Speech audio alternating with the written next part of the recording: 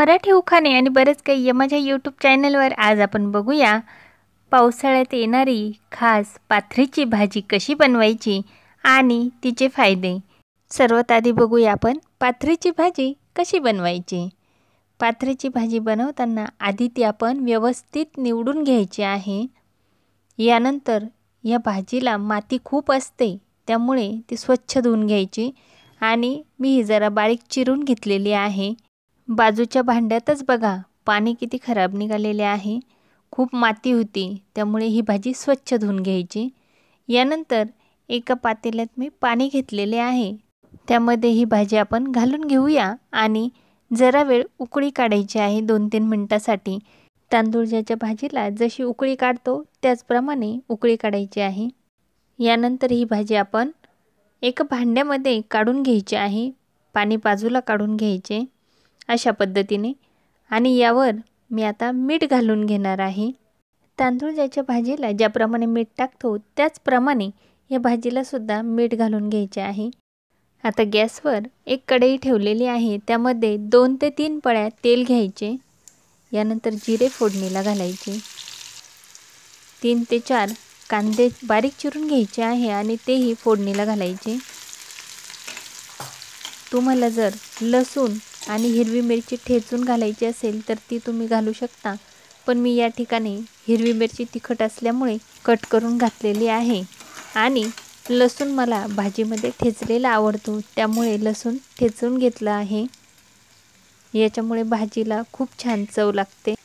लसूण 8 ते 9 पाकळ्या घेतलेला आहे आणि तो अशा प्रकारे ठेचून घातलेला आहे।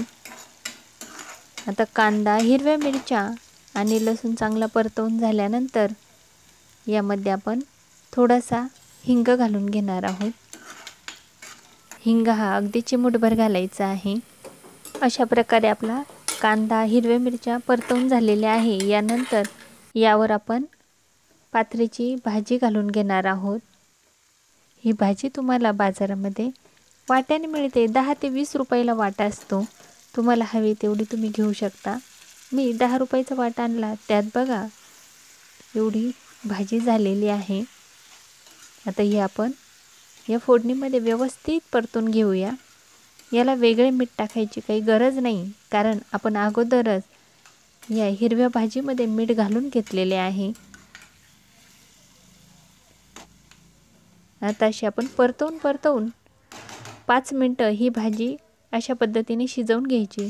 फारच लवकर ही भाजी तयार होते। अतिशय बहुगुणी ही भाजी आहे। ह्या भाजीचे आज आपण फायदे सुद्धा बघणार आहोत। पाथरीची भाजी आपली तयार झालेली आहे। ही भाजी तुम्ही ज्वारीची, तांदूळाची किंवा बाजरीच्या भाकरीबरोबर किंवा चपातीबरोबर खाऊ शकता। आज मी बनवलेली आहे मुगाची उसळ, चपाती, भात आणि ही बनवलेली आहे आपली रानभाजी पाथरीची आणि याबरोबर काकडीही घेतलेली आहे। ही रेसिपी तुम्हाला आवडली असेल तर एक लाईक करा। आता आपण बघूया पाथरीच्या भाजीचे फायदे काय आहेत। पाथरीच्या भाजीचे अनेक आरोग्यदायी फायदे आहेत, ज्यात पचन सुधारणे, त्वचेचे रोग बरे करणे, कावीळ आणि यकृत विकारांवर उपचार करणे, बाळंतिणीमध्ये दूध वाढवणे, प्रतिकारशक्ती वाढवणे, हाडे मजबूत करणे आणि शरीरातील विषारी पदार्थ बाहेर काढणे हे काम पाथरीची भाजी करते। अशी गुणकारी भाजी तुम्हीही अवश्य करा आणि ही रेसिपी आवडली असेल तर एक लाईक करा।